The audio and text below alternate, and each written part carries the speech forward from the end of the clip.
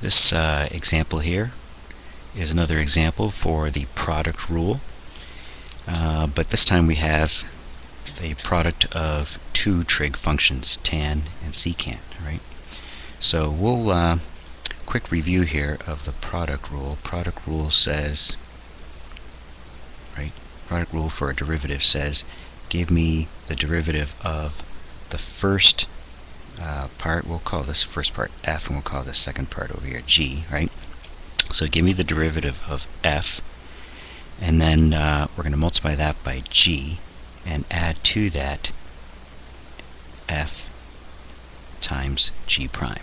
Okay, so if this tangent here is going to be our f, and if secant is going to be our g, then we can find the first derivative. Alright, so here it goes. R prime is going to be equal to, alright, so give me the derivative of tangent, and this is something you have to know or memorize or look up somewhere on a table. The derivative of tangent is secant squared.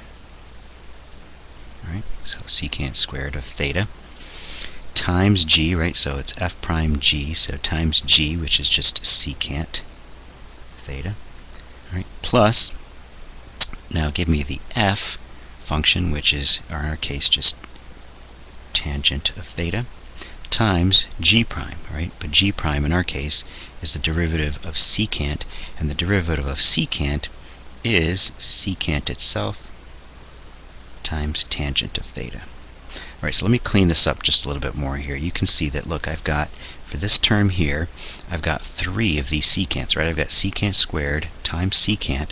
I really have secant cubed theta. And over here, this is not a distributive property. It's just this stuff times this stuff times this stuff. So, you know, there's no addition or subtraction going on here. This is not distributive property. Okay, so I hope you see that over here I've got two tangents, or tangent squared, and I've got a secant theta. Okay, well, you could stop right there. You could say, look, there's our answer. That's probably as far as we can go. You know, if you want to get fancy and you want to take a secant out, I guess, of these two terms, you can do that. So let me show you that other option of writing our answer. You can take a secant theta out of both of these terms. So leaving you, if you took a secant out of this one, leaving you with secant squared theta. And if you took a secant out of this last term here, you'd simply be left with tangent squared theta. Okay, so I guess both of these are equivalent answers.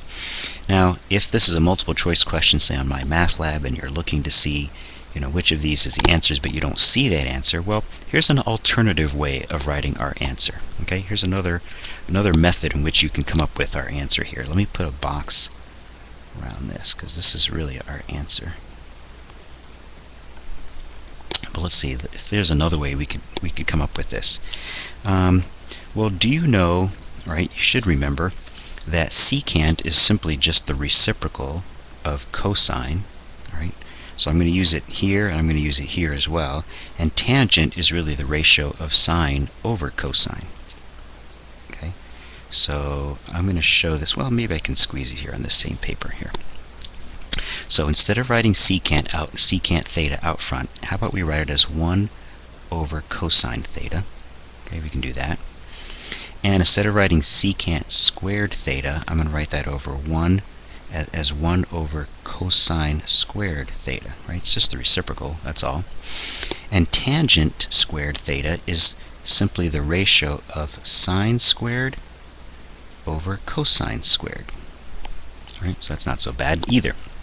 Okay, now what's interesting about this is that, look, inside this parentheses here I've got two fractions, and the denominators are already the same, right? Same denominator. So how about, instead of writing them as two separate fractions, how about we write them as one fraction? Okay, so inside the parentheses I'm going to write this as 1 plus sine squared theta all over my common denominator of cosine squared theta. I can do that, right? And then I'm going to do one more algebra trick, and that is, let's take this cosine squared theta that I have inside the parentheses here. Let's take this guy and let's move it outside of the parentheses. In other words, right, when you multiply fractions, you multiply straight across, right? You multiply straight across. So I'm just going to multiply the two denominators, but I'm going to move them outside of the parentheses. So it's going to look like this. Outside the parentheses now, I hope you see I've got 1 over cosine cubed theta, right? Because cosine theta times cosine squared theta is cosine cubed theta. And inside the parentheses, if I move that cosine squared theta out, I'm simply left with this numerator of 1 plus sine squared theta. Okay, one more thing. How about we take this reciprocal, right? How about we take rather this 1 over cosine cubed theta, and let's just reciprocate it. So I'm just going to flip this over, and I hope you see again the reciprocal of cosine is secant, right?